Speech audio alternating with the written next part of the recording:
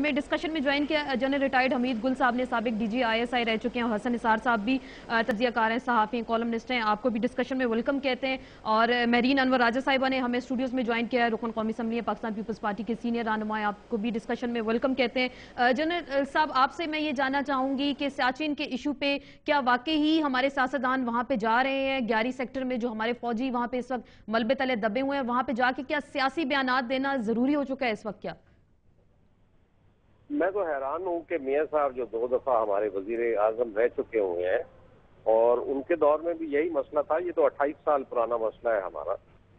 उन्होंने बगैर मामले के सियाको सबाक को समझे हुए, बगैर इसके मुज़मरात को मद्देनजर रखे हुए, उन्होंने एक ऐसा बयान दे दिया जो पाकिस्तान के मौक़िफ़ की सरासर नफी करता है।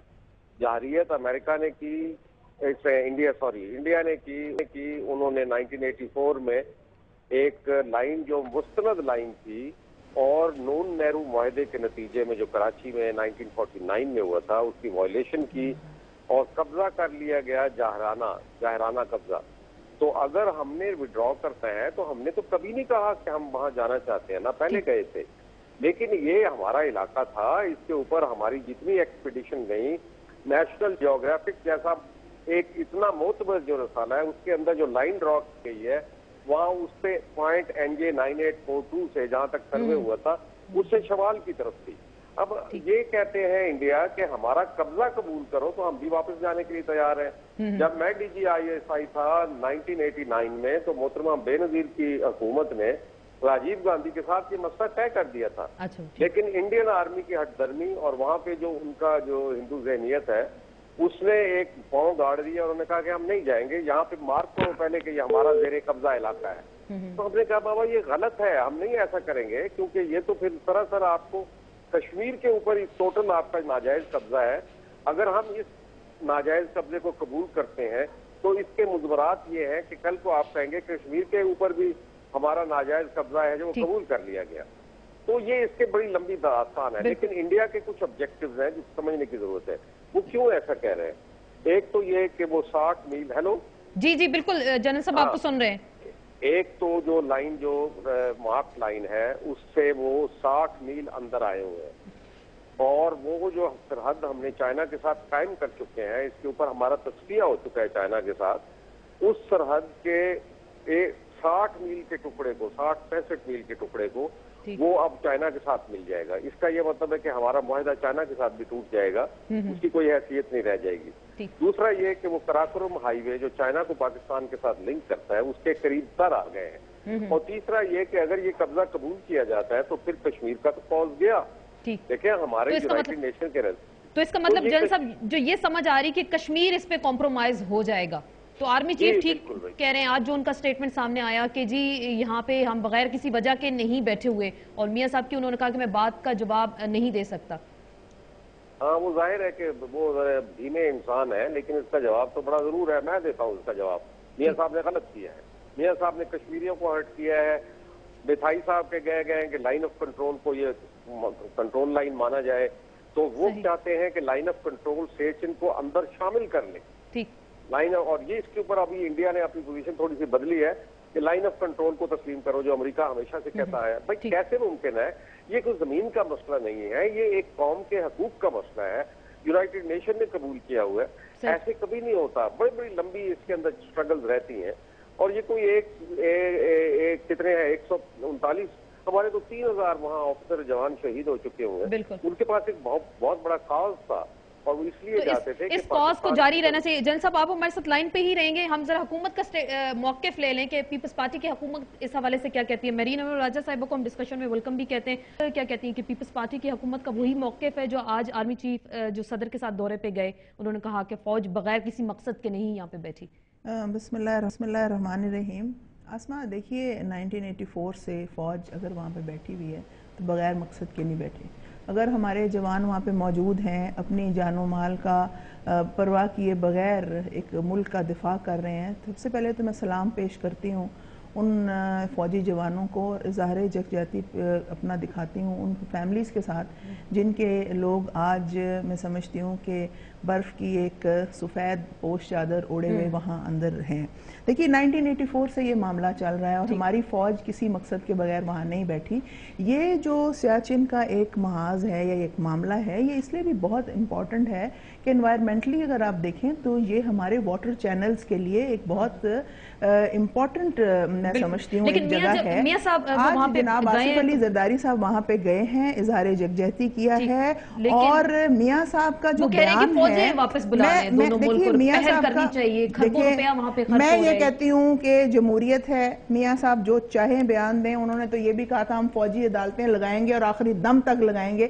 وہ چاہیں جو مرضی کہہ سکتے ہیں, مجھے میاں صاحب کے لیے بہت عزت ہے, مگر اس سے فوج کا مورائل ڈاؤن ہوتا ہے. یہ فوج کسی انڈیا کی فورس نہیں ہے, کسی سری لنکا کی نہیں ہے, یہ پاکستان کی فوج ہے. یہ آپ کے لیے میرے لیے بیٹھی ہے. میں آج سلام پیش کرتی ہوں جنرل اشفاق کیانی جو چیف ہیں, کیانی صاحب نے جو سٹیٹمنٹ دیا آپ اس کے موقف کی تائید کرتی ہیں, پیپلز پارٹی کی حکومت. بات یہ نہیں ہے پیپلز پارٹی کی حکومت, پاکستان کی حکومت. پاکستان سیاچن میں 1984 سے کیوں بیٹھا ہوا ہے؟ پاکستان پیپلز پارٹی پاکستان کی پارٹی ہے نا. 1989 میں محترمہ بے نظیر بھٹو شہید صاحبہ نے راجیو گاندھی صاحب کے ساتھ کچھ معاملات طے ہو رہے تھے کیونکہ انڈین ہاکس وہاں پہ انہوں نے اس کو ٹیک اوور کیا اور وہ معاملات جو ڈی ملٹرائز کیا جا رہا تھا معاملات, اگر وہ ہو جاتے تو آج یہ معاملہ نہ ہوتا. ہم شروع کر سکتے ہیں سیاچن سے, ہم شروع کر سکتے ہیں سرکری سے, اور میں یہ سمجھتی ہوں کہ یہ جو ہیومن انٹرونشن اس ایریا میں ہو رہی ہے اس سے بھی یہ انوائرمنٹل ہیزرڈز پیش آ رہے ہیں. آپ دیکھیں کہ وہاں پہ انڈیا والوں نے موبائل بوتھس لگائے ہوئے ہیں. میں یہ سمجھتی ہوں کہ یہ معاملات جنگ سے حل نہیں ہوں گے, مسئلوں کا حل جنگ نہیں ہے, مگر ان کیس اگر کوئی ایسا ہیزرڈ آ جاتا ہے تو پھر ہمیں وہ دیکھنا پڑے گا. لیکن جو ہم ساری گفتگو کا حاصل یہی مجھے نظر آیا. رانا ثناء اللہ صاحب, میں آپ سے یہ جاننا چاہوں گی, جیسے جنرل صاحب نے بھی وہی بات کی اور میرین انور راجہ بھی وہی بات کر رہی ہیں کہ اس سے کشمیر کوز کو نقصان پہنچا, میاں صاحب کو یہ سٹیٹمنٹ نہیں دینا چاہیے تھا, پاک فوج وہاں کسی مقصد کے تحت ہی بیٹھی اور لڑ رہی ہے اس وقت. میرا خیال ہے کہ کشمیر کاز جو ہے وہ کوئی اتنی نازک چیز نہیں ہے کہ اسے جو ہے وہ اتنی جو ہے وہ جلدی اور اتنی سی بات پہ جو ہے وہ نقصان پہنچ جاتا ہے. اور میاں نواز شریف صاحب نے جو کہا ہے انہوں نے بڑی بیلنسڈ بات کی ہے, انہوں نے دونوں ملکوں کی بات کی ہے, انہوں نے دونوں ملکوں کی افواج کی بات کی ہے کہ آپس میں جو ہے ان کو جو ہے وہ اس مسئلے کو حل کرنا چاہیے. اتنا بڑا انسیڈنٹ ہوا ہے, اتنی انسانی جانوں کا جو ہے وہ نقصان ہوا ہے, تو یہ انسیڈنٹ جو ہوتے ہیں ان کے اوپر قوموں کو الرٹ ہونا چاہیے, قوموں کو سوچ و بچار کرنی چاہیے کہ ہم اس معاملے میں جو ہے وہ کس طرح سے بہتری لا سکتے ہیں.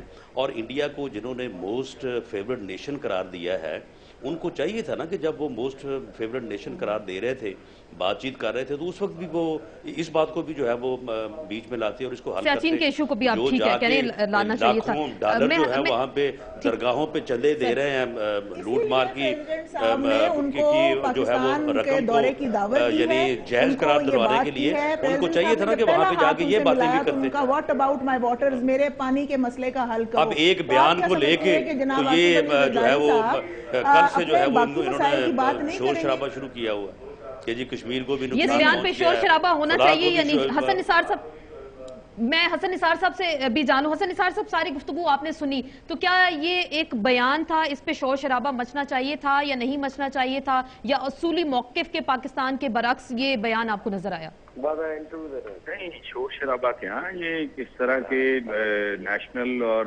وائٹل میکرو لیول کے ایشوز کے اوپر گفتگو ہونی چاہیے, بات ہونی چاہیے. اور میاں صاحب کا یہ سٹیٹمنٹ پڑھ کے مجھے تو ان کے موجد مربی اور محسن جو جنرل ضیاء الحق تھے وہ یاد آ رہے ہیں, جنہوں نے کہا تھا کہ سیاچن پہ تو گھاس نہیں اگتی. یہ اب اگر اتنے ڈیکیڈ سے یہ صحیح کہا ہے جو آرمی چیف کا اسٹیٹمنٹ ہے, بہت لاجیکل ہے اور قابل فہم ہے. اس کے لیے لمبی چوڑی عقل کی ضرورت نہیں کہ ان سے زیادہ, مطلب باپ سے زیادہ بچوں کے ساتھ محبت کس کو ہو سکتی ہے. آرمی چیف اگر یہ کہتا ہے کہ بھئی اتنی دیر سے اگر ہم وہاں 22,000 فٹ کی بلندی پہ بیٹھے جانے دے رہے ہیں تو اس کی کوئی وجہ ہوگی. یہ تو کامن سینس کی بات ہے نا. باقی تفصیلات جتنی ہیں جو ڈیفینس کے کوئی ایکسپرٹس ہیں, جنرل حمید گل صاحب جیسے جو لوگ, وہ بہتر بتا سکتے ہیں, لیکن یہ تو سمپلی کامن کی بات ہے. میں ان لوگوں میں سے ہوں, میں انڈیا سینٹرک میرا قطن نہیں ہے, یہ سب کو پتا ہے. میں ہندوستان کے ساتھ بہت ہی عمدہ اور اعلیٰ تعلقات کا حامی ہوں, لیکن ایسی ایک اٹھا کے اسٹیٹمنٹ دے دینا کہ جی آپ یک طرفہ طور پہ ودرا کر لیں اور فلانا, آئی ڈونٹ نو یہ playing to the gallery global gallery کو پلے کرنے کی کوشش ہے, یہ کیا ہے؟ یہ واقعی یہ مہرین بالکل ٹھیک کہہ رہی تھی, یہ تو ڈیمورلائز کرنے والی بات ہے, یہ تو ان کو ڈسون کرنے والی بات ہے. لیکن اس سے جیسے آپ کہہ رہے ہیں فوج ڈی مورلائز ہوئی, اور جیسے ہم نے پہلے بھی ذکر کیا کہ یہاں پہ فوجی بھی جیسے ملبے تلے وہاں پہ دبے ہوئے ہیں, اور لیکن 11 سیکٹر میں جا کے ہمارے سیاستدانوں کو ایسے سٹیٹمنٹ دینے چاہیے وہاں جا کے, اس محاذ پہ جا کے پہنچ کر. 1001 بار ان کو سوچنا چاہیے. یہ تو ان کے خاندانوں کے زخموں پہ نمک پاشی کرنے والی بات ہے, یہ ان تمام لوگوں کو ڈسون کرنے والی بات ہے, ڈس رسپیکٹ کی بات ہے, جو آج تک سیاچین کے محاذ کے جنہوں نے اپنی زندگیاں نچھاور کی ہیں, جو اپاہج ہوئے ہیں, معذور ہوئے ہیں, جنہوں نے زندگیاں قربان کی ہیں, سب کو ڈسون. اس کا مطلب ہے وہ سارے فالتو فضول تھے. ٹھیک, ہم اسی ایشو پہ مزید بات کریں گے, اور یہی پوائنٹ ہم رانا ثناء اللہ صاحب سے بھی جاننے کی کوشش کریں گے. میاں صاحب نے جو یہ آج سٹیٹمنٹ دیا, 2 ان کے ادوار تھے, تو اس میں اس ایشو پہ پہل کیوں نہ کی گئی, اسی پہ مزید بات کریں گے سیاچین کے ایشو پہ ایک مختصر سے بریک کے بعد.